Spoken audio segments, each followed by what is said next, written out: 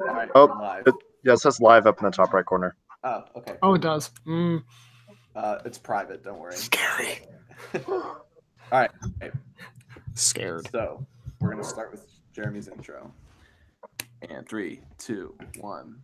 Over the past couple of years, and that's why we need to encourage conversation. And yeah, welcome to Sensical Politics, where common sense meets politics. I'm your host, Spencer Sembrat, and joining me is Jeremy Halt. And Asa Hoffman. All right, we got a great lineup tonight. Tonight we're going to be talking about a lot of different things. The first thing is the Korea unification at the Olympics. Are North and South Korea coming together finally after I don't know, 50 years or whatever it is, something like that. We're going to be talking about hashtag. Right, it's going to be better planned for the actual thing, by the way. I was so worried. Talking about it's better. A hashtag, because I haven't prepped or anything. No worries. Release the memo, and we're also going to be talking about the Iran protests happening over there in Iran and why people don't talk about those protests enough. So up first is the Korea unification. If I'm correct, we're referring to the Olympics, right? The upcoming Winter Olympics in China. Seoul. Yes, we're referring to two different things with that. So first up is that there's going to be a unified Korea who will be representing the Korean Peninsula entirely at the Olympics in Pyeongchang for the winter. I didn't even know there were North Korean athletes. There are, although I just like they competed with Russia, we don't know if they're like reputable, I guess. Yeah. Well, they played it. They played the Summer Olympics soccer in 2010, and they sucked awfully and got killed by everyone. So, I mean, I feel like the Russians would be a little bit better than that. So probably, you mean literally killed by their dictator, right? Because they didn't represent North Korea very well. Yes. They came back public humiliated and then killed. There was the I forget which one it was. It was probably a Summer Olympics. There was a bodybuilder. I remember he was very famous because he was from North Korea and he had the most on some kind of event or whatever. And like all I remember is the snippet of stuff that he was saying because it was like really weird and culty. It was like the reason I was able to lift these weights was because of Kim Jong whoever was the leader at that time. Well, I drink his sweat every morning and it powers me. Like. All right. Yeah. Well, but anyway. What we're referring to whenever we're talking about that is today or yesterday, Kim Jong-un made a very weird, rare statement saying that without the U.S., North Korea and South Korea should talk and then reunite their governments. The US. Yes. Like say, no more outside influence, let's reunite. Well, let's talk about the first thing first. Do you think it's wise for us to kind of let this happen? And by us, I mean the rest of the countries competing in the Winter Olympics. Because by us acknowledging, oh yeah, that's fine, they're unified now. It kind of, some people would argue it makes it seem like we're pulling a blind eye to North Korea and the things that are going on there. We're just saying, oh, all right, if they're going to be unified, fine, they can come in. We don't really care what's going on. Or do you think it's wise diplomatically to kind of just agree with what they're doing if it's peaceful? Yeah, well, I mean, I think it depends on whether you think we are the best arbiters of good outcome in foreign countries as opposed to those directly involved. I mean, I'm all for a coming out party in the Koreas that everyone hates Kim and then they come out of the closet and just kill Kim in North Korea. I think that'd be fantastic. But doesn't seem very plausible. I think he's saying this because he's probably playing upon the tendencies of the American people to just stay out of this crap because a lot of people want us to stay out of it. And if we did that, I think it would be very easy for North Korea to use their power to influence South Korea to follow their wishes through their threats. So I think it's more of an attempt to remove American influence so they can gain power than actual diplomatic him seeking to create a good state, I would say. Yeah, this is a very, very smart move on North Korea's part, actually, because like this sort of makes it appeal to Americans in the sense that they just don't really care about what's going on, and them seeing like they're unified just makes everyone think that North Korea is not there. They're Yeah. going to unify now, but obviously that's not the case. This isn't even really an olive branch. This is just sort of a good social media ploy Yeah. by North Korea to make it seem like they're trying to be friendly. Whenever right now, at this very moment, our military is drilling and drilling and drilling for invasions. What do you think it would look like if, or first off, why do you think South Korea did this? Do you think South Korea benefits? Because I can't see a benefit from them aside from maybe, I don't know, publicity, like you said, but I don't really see an economical benefit. Or For them, it really doesn't matter because I don't mean it that way in the sense that like they would love to live under Kim Jong Un because obviously they do, but any day that missiles aren't being launched or potentially being launched at South Korea is a good day for them, I think. So it's kind of like friendly. They're trying to be friendly with them, even though they don't agree with what's happening in the country. Well, they know they're not the ones pulling the strings. I mean, even North Korea isn't really the one pulling the string. This is all, Cold War politics. North Korea is China, and South Korea is us, and it's just all these buffers trying to see which power is going to break first. Yeah. Well, what would it look like if the United States were like, no, we don't want to acknowledge that they're going to be coming together. They're two different countries. We don't. What would we boycott the Olympics or something? That's not going to happen though, because this has already happened before. So there's sort of already a precedent for a unified Korean team. So nothing's really breaking about the story except they're gonna come together and there's nothing the other countries can or will do. Yeah, it seems like shock value more than anything else. Honestly, I don't see. Interesting, kind of like. Yeah, I see it. I just see it as a distraction from. I think anything, if anything else, a distraction from the fact that we could wipe them off the earth should we have the will to. So anything to distract from their own weakness, I think Kim Jong Un will do anything to take attention away from the fact that he is militarily insufficiently equipped to compete with the U.S. I know we've had this conversation like before in the past about this, and it's kind of a, I don't know, controversial issue, I guess. But I just kind of want to hear Jeremy's again and Asia's, and I'll give mine on the United States should do anything about North Korea right now, or should we kind of stay out of it, just not get involved with it, even though there is potential threat. I haven't heard you, Asa, because I've asked Jeremy this before. Yeah, I think it's I would want to say that strategic strikes would be the most efficient way in which to diffuse the situation, but then you must take involved. Yeah, I would err on that side. At the same time, though, if this consistent pressure which we've applied has caused them not to do anything to South Korea at this point, so since nothing bad has happened, essentially our policy has been working. And I mean, it certainly is frightening that they do have nuclear weapons, but I think our technology is so far advanced. I mean, so you credit it more to our technology and North Korea's knowledge of our technology rather than President Trump's. I mean, I think President threat. I think it's difficult to know, but I think President Trump's threats on Twitter are actually pretty beneficial in that to return Kim Jong's game, which basically is bluffing with more bluffing. I don't see any harm in that. I don't see any ill thing happening because of him doing that. So I don't mind him saber rattling a bit because we have the means by which to back it up. Okay. And Jeremy, would you say you agree with that or no? I constantly go back and forth. It's a pretty big just internal debate between whether the United States is able to do good on the international stage anymore. Because or if it's even our job. yeah, I would say.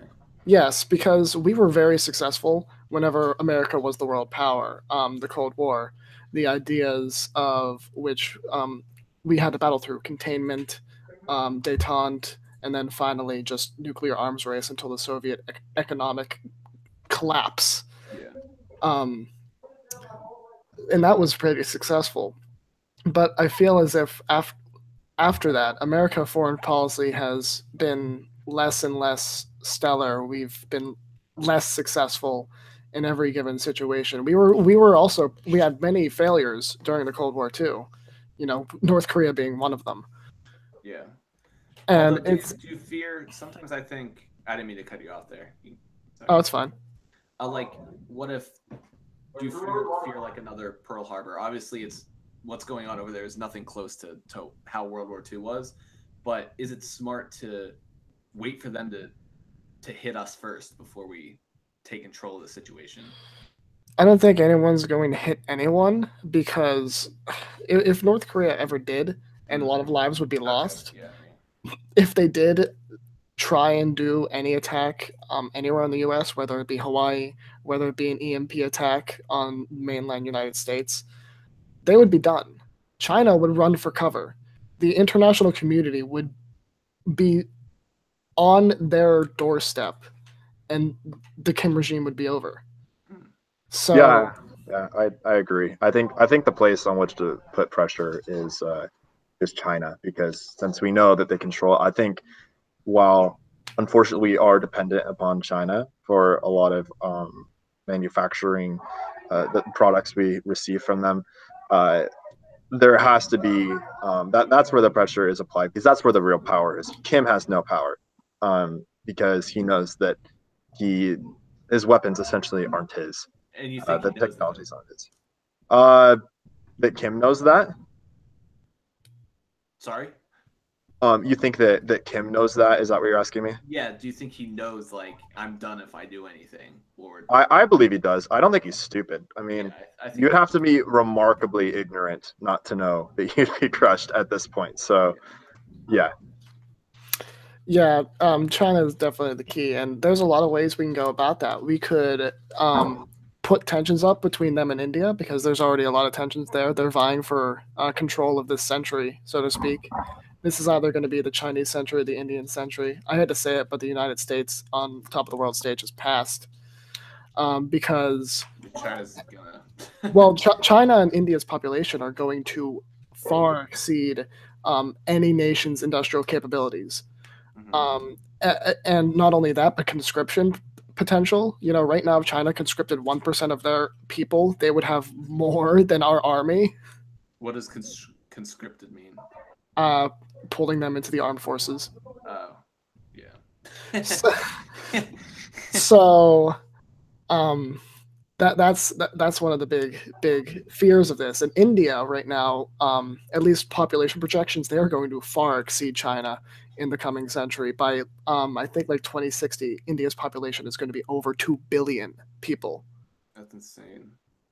Yeah. So really, the real thing, hold on, Asa, is to put pressure on the human rights aspect of China. Forcing them to adopt policies that we have, such as better economic situation for the common man, a free economy, not one that's still sort of communist in a sense. Yeah. And at least with the business ownership, it is. yeah. So that way, and also shouting out the corruption and the horrible experience that the workers get in that country, and by putting that sort of economic and political pressure, it would be enough to break a state. Because they would give up their like manufacturing monopoly almost if we put pressure on them. You would see a lot of manufacturing jobs and sort of situations maneuver between the China and the New World and the Old World, because at that point it would no longer be an extreme benefit to be in China if they had to conscribe to all the rules that we have set here and elsewhere And it's in not Europe. even rules; it's more like don't have rules. Well, it's more like standards. Yeah. Like in the United States, you have to have a way for people to get out if there's a fire, and sort of that stuff. In China, that doesn't exist. I don't know And if they I don't agree care with about their those rules, people. though. Well, yes, of course, but you have to acknowledge that they're there, and you have to acknowledge Right, they're yeah. not going to go And away. that makes the working, but yeah, gotcha. Asa, what were you gonna say? Oh no, we're good. Okay. All right. So Well, it's that kind of stuff. Is like if we were able to have that kind of pressure on China, then they would not. They would have a full plate, and North Korea would be sort of on its own. interesting. All right. Well, we could talk about this forever, but let's move on to the next thing. The we'll call it hashtag release the memo. Kind of calling on. I believe it's the FBI. I'm not too well informed on this, but what you guys might want to summarize this, but calling on the FBI to release classified information, I believe it is, that would kind of unmuddy the waters right now of all this speculation going on about the investigations into the Trump campaign and President Obama and Hillary Clinton and all of them. I can't believe all that stuff's still going on. It's, I mean, yeah, it's really funny, but it seems like a modern, not to blow it out of proportion, but it seems like a modern Watergate in the sense that it has the potential to prove that President Obama purposefully spied on an active campaign in order to gain some advantage, I suppose. The question as to why needs to be answered. But if that is the purpose, then that like comes into Watergate standards of a president who is going who I mean President Obama knew he wasn't going to be elected again, but still he was spying on a campaign presumably to elect his successor. Yeah. Like so what exactly is the memo that people were, I saw it trending on Twitter, that calling for, was it Trump to release? It's the FBI. All that crap is stuck there. And this isn't about the 50,000 text messages between the two FBI agents, right? It was before that, right? Yeah, it's even before we found out that there were a bunch of text messages to find out All this about stuff these so specific things, and then they were deleted. Surprisingly, all these text messages are gone. So what was in the memo that they were calling on, or what was supposedly, what did people want to know? People wanted to know basically the extent to which Obama and Comey were trying to sway the investigation in favor of Hillary. That's how I understand it. They basically want to see the motives behind the decision, because that is very much in question right now. And I think something like that, huge believer in almost full governmental transparency, because we don't have nearly enough right now. So, I mean, I'm totally for it being released, but also I think it's, for Trump supporters, it's a sour topic for them, since they feel like they've been beaten over the head with how Trump is so immoral, but they see this as a chance to prove that, in fact, Obama is immoral as well. So much so that he would cheat and basically rig the system, as Bernie Sanders would say, against Trump. So I think it's certainly something that should be released, but I would question the motives of the Trump supporters, if they really want to know the truth, or they really just want to see Obama taken down. I think Ben Shapiro pointed out that Trump has the executive power to unclassify the memos, and he hasn't so far, because there may be something in there that hurts him, which I think is interesting. But then again, we don't know because it's not out. I don't even know if they would acknowledge it. I mean, Trump does so many things, and they just get shut down anyways. I mean, the Ninth Circuit even shut down his executive order to like stop enforcing DACA or whatever, which is absolutely insane. It doesn't even seem like that's even a judicial power. But I feel like the FBI probably wouldn't listen. Really, you think if Trump said declassify this and release it, they wouldn't do it? No, because remember Trump wanted to declassify like all of the JFK files, and it's like some of them are still in hiding. Yeah, so basically Trump at this point is caught between a rock and a hard place. So he wants the memos out, but he doesn't want them out enough to fire someone and put someone else in to make that happen. Yeah, Which because that would seem really, really bad. right, that would be politically very sketchy. So Yeah. I think it's going to be a judge of how much Trump really wants to know what's in there, and if it's really worth it. So Yeah, I what mean, I'm willing to bet, what I'm willing to bet is that he would do so and push for it after the 2018 elections. Well, that would be smart. Because right now, if he like did that and jarred up the FBI and like as I was saying, fired somebody, which would be very politically inopportune, if the Democrats roll in and get a government majority, which I think is something that's very much in question at the moment. Definitely possible. It would be a very bad situation. He would get impeached. You think he would? They wouldn't have any legal grounds, but they would do it still because all it requires is a vote. How many? It's just majority, right? Or is it super majority? It would have to be over 60 votes in the Senate, but the Democrats definitely have a way to get that. 60 Democrats would. I think it's certainly possible. I just don't think that they're going to get that many seats if they do gain seats. Well, I think a lot's been made of like President Trump's morals, and that's a valid, I think, an okay point to talk about. But I think people really do care more about how things like the economy are doing, and if they do attribute to an upshift in the economy to the Republican tax bill, then I don't think there's any way that the Democrats get a supermajority. But it's all about whether Trump gets in his own way or he kind of lets things play out a little bit more. And I think he's done enough good things at this point to not have to sacrifice firing an FBI director to try to gain more political ground. I think the political ground's been gained, and he should just kind of chill for a bit. I think there's still things to be done, but not at the expense of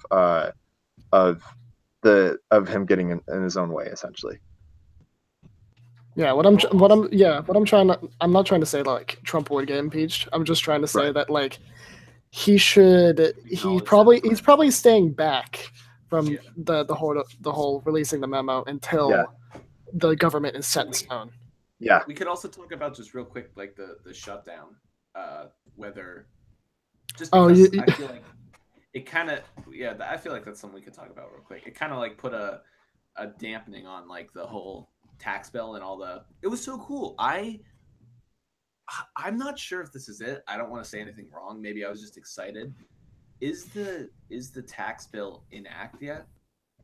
Like in place? It will be for whenever you submit your taxes in a couple months. So essentially, yes. Because I was looking at my paycheck today, and the state income tax was lower. Maybe that was just a New Jersey thing. Yeah, that's a New Jersey thing. Yeah. Okay. Well, I think a payment is based a lot on the market is based on expectation. So if companies expect to see less money taken out of their pockets, there will be wage raises. Like I don't know if you guys saw at Disney, they just hired, or they didn't hire, but they boosted the salaries of 250,000 of their employees. So and Walmart increased the basic salary for every worker to $11 an hour when it was. Although that situation is kind of sketchy because they closed a bunch of Sam's Clubs. Oh. Still, they raised. They got the 15. No, wait, was it 11 or 15?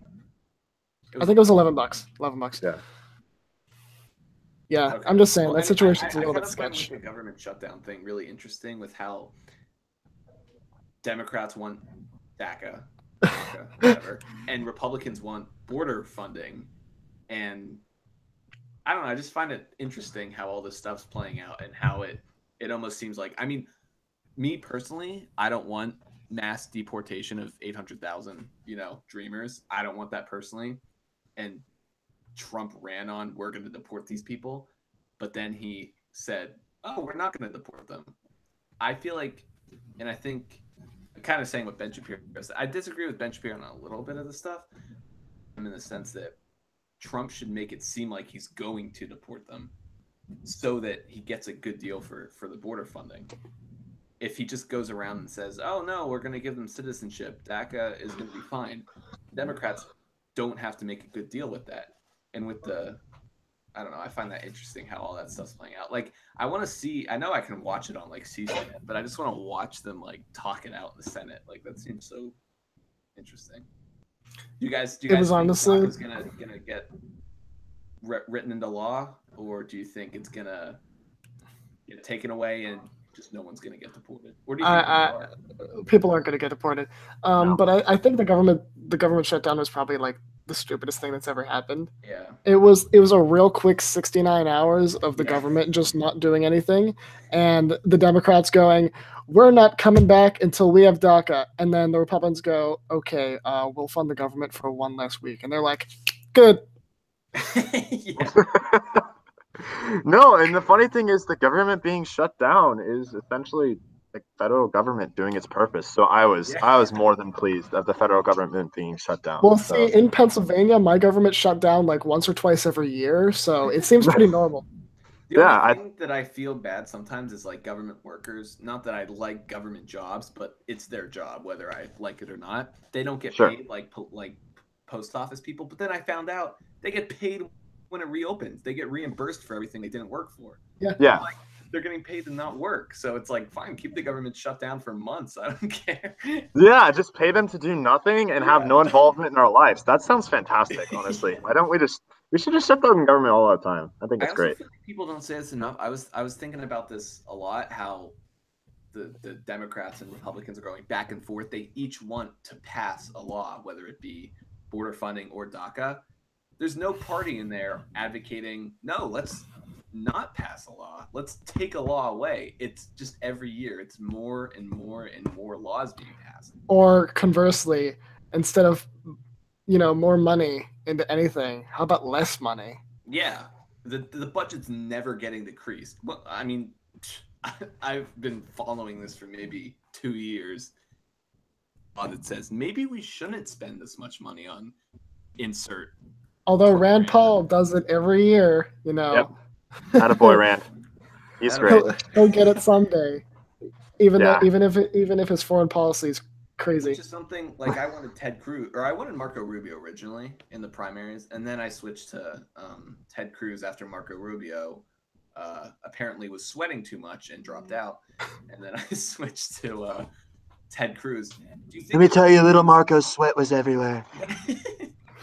Do you think if Rand Paul or Ted Cruz were actually president, they'd be advocating for, I don't know, smaller government? Or do you think that's unpopular even among Republicans? If Rand Paul ever got a seat above what he has now, I would be astonished. I'd be astonished if he's ever part of any administration. Do you think if he was president, he would be saying, let's decrease funding for this? He's crazy enough to do that. No, Rand Paul is that principled and that crazy to not give a crap about whether or not he'd get reelected. Yeah. Or impeached for that matter. Well, that would resonate with like Republicans. They'd be like, wow, he's actually, or I don't know. No, Republicans in office are scared. They're scared of everything. They're scared of their own shadows. They're afraid if they do one misstep, they'll get like booted out of office, even though they never realize that any of the things that they get accused of are from people that will never vote for them ever anyways. And they have protection. Yeah, they aren't confident enough in their own principles to stick to them, which is pretty cowardly. It's pretty sad. And they even have Trump now. Like Trump's the one guy that's going out and doing so do it with him. Everyone likes it. Not everyone, but his base likes it. Yeah, and I think it'll take Republicans like Rand Paul and I think Ben Sass and Justin Amash. Those are all guys that I've seen are very consistent to what they believe, and they might believe slightly different things, but I think the American public is tired of broken promises, and it has been for a while. But I think we're starting to see perhaps a wave of more principled Republicans, and especially in our generation, where the Generation Z or whatever the hell, is very information based, and the more information based you are, essentially, the more consistent you'll become. Yeah. So I'm interested to see in which way the Republican Party will start to head in these coming years, because I think part of that old, like, the camaraderie you see with someone like John McCain and Chuck Schumer, where they're so buddy buddy about, even like, you can be buddy buddy with someone, but being buddy buddy about policy is entirely different. Like, Yeah. you can be buddy buddy friends, but that doesn't mean you have to agree at all on policy and just start caving on policy. That's so I don't know. I think Trump should rely on the fact, he should have a little bit of faith in, so sort of the congressional Republicans, in the American people, that they will see that in fact their principles are right if they do believe they're right. Yeah. And if they don't believe they're right, then you should get the hell out of there anyway. So won't it kind of seem sad if to go back to them losing majority in Congress? After these upcoming elections, basically the only thing that got passed was the tax thing, and I think the tax thing was really good. But to have control of everything and only pass, I mean, I know they passed other smaller stuff, but one major thing that seems kind of like a waste, and I would blame it on Trump. yeah, I think Trump almost wasted a little bit of the political capital of the Republicans. I mean, I'm still gonna say he's still figuring it out, even though it's been more than a year. But that time's running out. It can't be 4 years in and we'd be like, oh, he's still figuring it out. Like, you need to figure it out now. Yeah, and that's one of the things about him not being. I don't see him being a very principled person. That's the problem with not being principled, is that you're going to always be figuring things out, rather than you have perhaps values. Yeah, and you can interpret situations accordingly. So you might have to change a bit, but figuring things out and constantly morphing your ideology is not going to be something that's ever profitable. Well, the temporary budget ends in February, like 8th or something. Do you think there's going to be another government shutdown, and do you think they're going to compromise DACA for like a $5 billion funding for the wall? Like, would that be worth it to you? I don't think anything's worth it. I'd be happy with them just shutting down the government. Well, I mean, it's going to stay shut down forever. Well, yeah, but I think that's important. That's an important show that they are confident in their ideas, that they don't have to compromise in order to be effective. So I'm all for the government shutting down as many times as it has to, for them to be consistent. I mean, these shutdowns are hurting the Democrats more than anything, because apparently Chuck Schumer is under house arrest by a bunch of Democrats at this point. Well, the thing is, he's like, we will not back down. We will continue to fight. 3 Backs down. Later. Yeah, 3 days later. All right, fine. Let's just do it. And it's going to happen again in like a couple of weeks. Because the only people who benefit only people who see a government shutdown as good is the people whose minds will never change on the side of the party shutting down the government. So why are you trying to appease those people anyway? Their minds aren't going to be changed. They're set in what they believe. So why don't you stick to the principles and perhaps attract more moderates to the conversation? When people go out and say, oh, even when they say Democrats are putting the Americans over the lives of illegal immigrants. Like, they make shutting the government down a bigger deal than it is. It's not hurting any Americans. Everyone's getting paid. If anything, it's a good thing. They don't have to show up to work that day. Like, I hate when they use that, that emotional crap. I can't stand it. Yeah, the only people who were happy was definitely Jeff. He was happy he didn't have to go to work. I know that. Yeah. Where does he even work? Sure.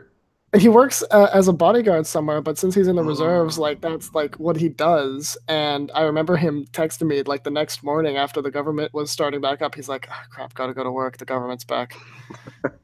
Isn't that crazy? There's no reserve of funds for one day going unfunded. There isn't a reserve of funds to begin with. We're running on fake money. You know that. You're running on nothing, and so basically there's no way to reserve nothing. Isn't that crazy? They really pick a budget and write a check. Yeah. Where's that money come from? Who knows? But it's... I mean, if no one's going to hold them to account, then why not? But eventually, I mean, you've got to think that at some point the government is going to be held by account. Yeah, once our debt gets So- higher than the. Yeah, it won't be held to account by us though. It'll be held to account by foreign governments. Right, and that's the problem. It's a scary thought that we are in debt to so many people, and military power only gets you so far. Abolish the Federal Reserve, but Yeah. wait, not to get too conspiracy theory wise, but presidents that mention that tend to get shot in the head. So. Well, I mean, we haven't had Tecumseh's curse hasn't killed any of our presidents recently, so we'll see with 2020 coming up. Can you imagine what would happen if Trump got assassinated? yeah, that would be chaos. See, the thing is, though, is that there would be people who would be cheering that, and that's honestly very, very sad.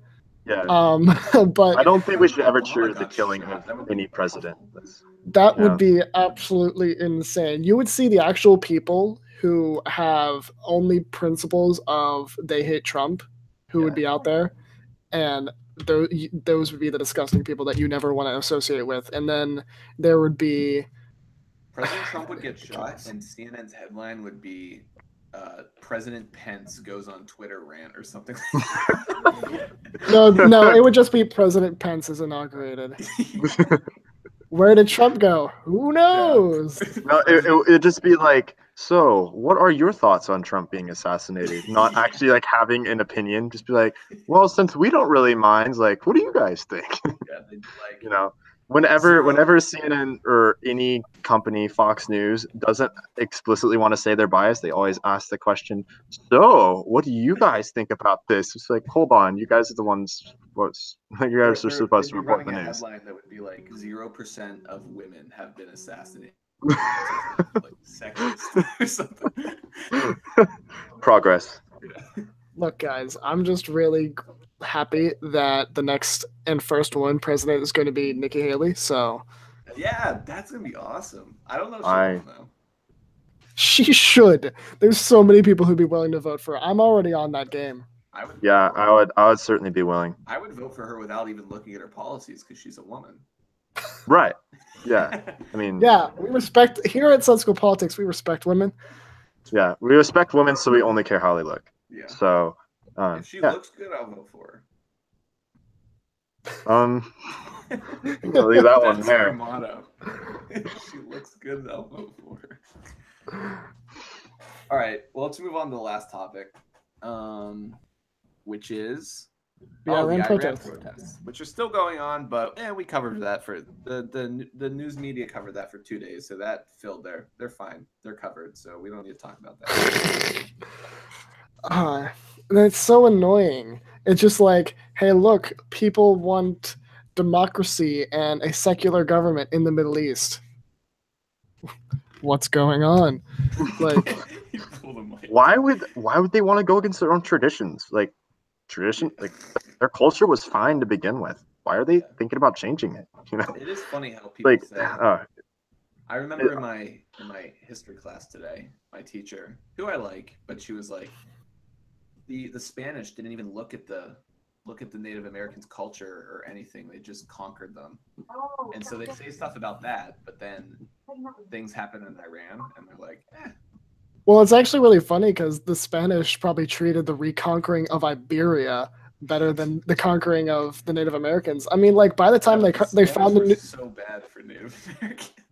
I mean, by the time they found the New World, they were still, like, on the Reconquista, chasing the Moors out of Iberia. But I'm pretty sure the Spanish was so much worse than, like, the English and the French. Interestingly, people usually say, well, I mean, the Native Americans almost got universally treated badly, except for by the French.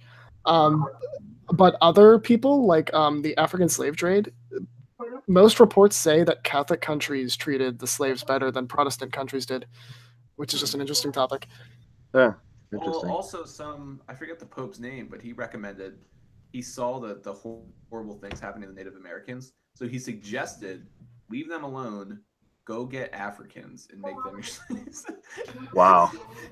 Yeah, but anyways, back to the Iran protests. It's very interesting, the sort of Middle Eastern culture. So these are coming from the Islamic Revolution of 1979. when a bunch of people were able to overthrow the already unsteady Middle Eastern sort of regime in place of, instead of having a secular government, having an Islamic sort of caliphate. Old school style, like Ottoman Turk style, except for without the religious tolerance. Wait, Ottoman Turk had. Oh wait, yeah, they did. I knew that.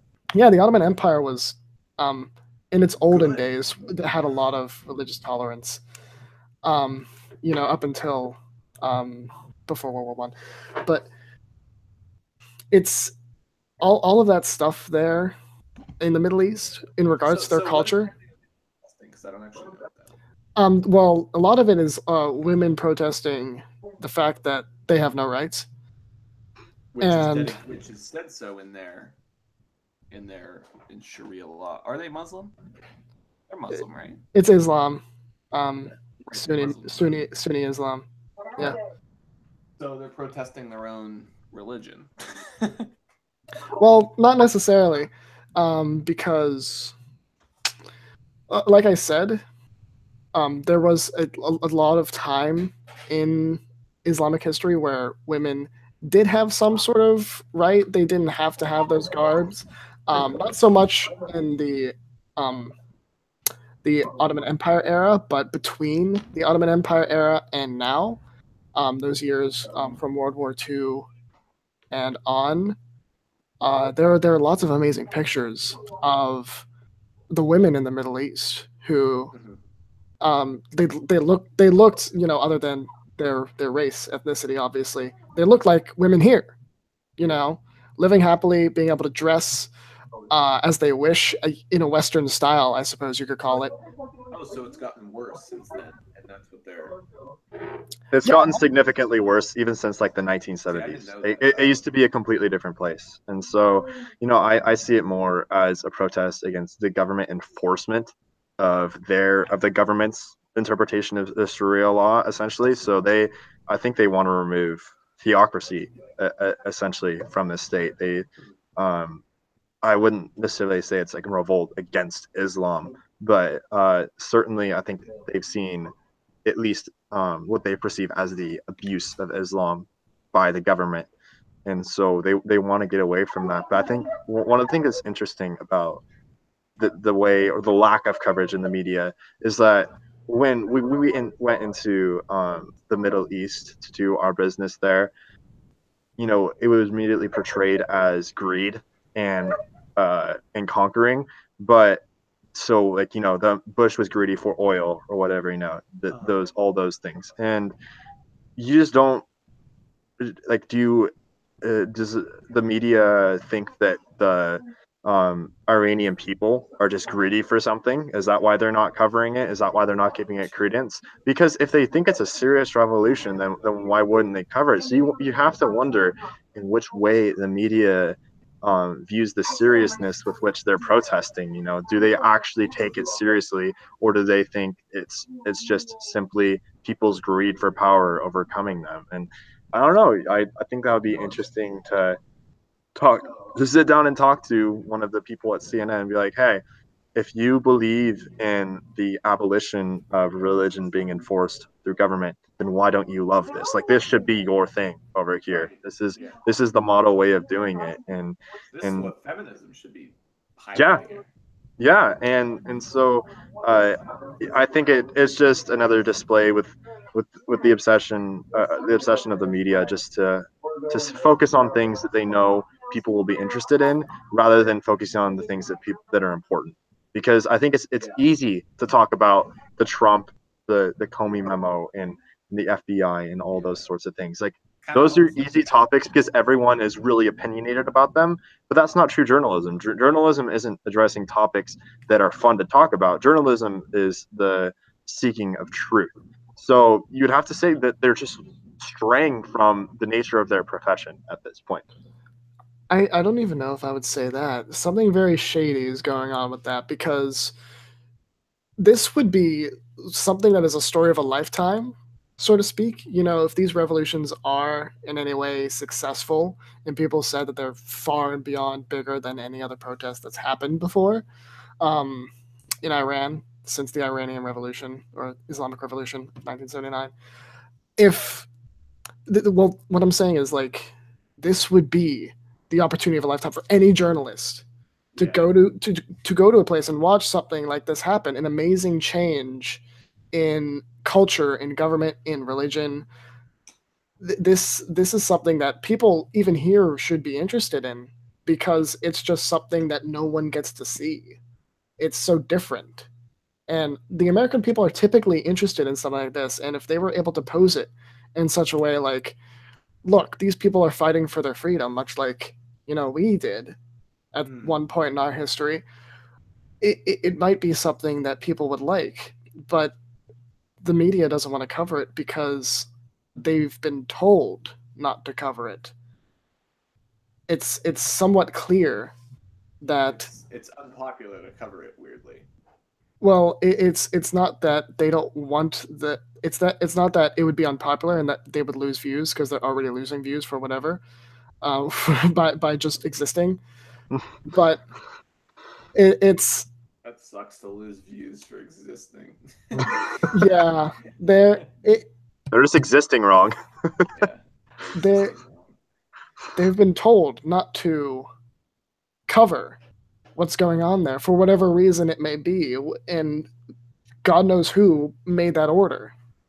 But they are certainly straying away from it, not because it's unpopular, but some sort of ideological position that is being enforced, whether it be foreign policy-wise, making sure that America is going to perpetually stay in war in the Middle East or something. It's hard to even speculate about this, but it's certainly shady. Yeah. All right. Well, I think that's all the time we have. We went a little over there, but that's okay. It's 9/11. All right. I think not. All right. All right. Any last words from you, Asa? I'm not dying, so final no. Thoughts? Oh no, not final thoughts. No last words. I've yet to prepare those. Final sayings. Would you like to prepare your vows? I haven't even thought about final thoughts. So no, right. I got just nothing. Quick thing: is the government gonna get shut down again, February 8th? The government. I'm going on record. The government will not get shut down again because Republicans are cowards. Amen. Amen. Okay. Jeremy, what you're saying? Or here, I'll say it and then you end. I think it will get shut down for longer this time, and I hope it does too, because then hopefully they'll make a good deal. But that's what I hope, and I think it'll happen. Jeremy, the government just stays shut down, and then the Democrats will just continually the poll will just eventually go whoop, the Republican bar will just go way up. And the Democrats won't even have a exist. 100% Republican Congress. The radical Republicans rolling in. Yes. You know what? We'll have a 100% majority, and we still won't get anything passed. That's actually the twist. Yeah. It's actually plot twist. All right. On that note, we'll see you guys next week. Toodaloo.